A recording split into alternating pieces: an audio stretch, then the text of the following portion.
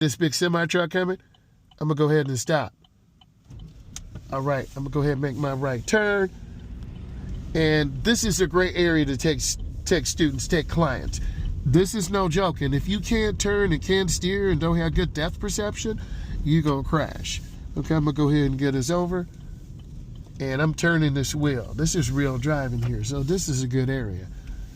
Squeeze that brake, go around to the right. Look where you want the car to go. This is by far one of the best areas that I can take new students, existing students, students who have anxiety, fear, frustration, because it really is going to connect you with your car. So I'm going to pause. I stop.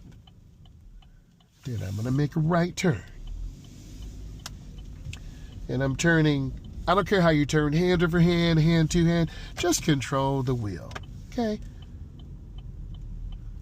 And Jamaica, hopefully I'm saying your name right, we're going to get you right. So Jamaica, if you were here, I want to see you looking, I want to see you turning the head, and then we're going to make our left turn. This is what you need. And if I was down there in Mississippi where you live, okay, I would say, you tell me where the most smallest, tightest little space is, and that's where we're going. We're going to put in work because you got to build confidence, right? I saw a couple of people stranded. We went down to downtown to Metro Detroit, and I saw some people with flat tires. I don't wish negativity on anyone, but you got to know how to change tires.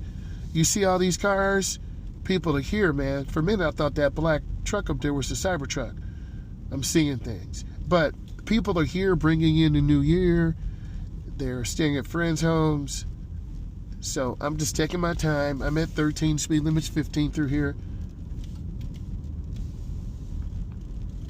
And then I'm going to go straight all the way down.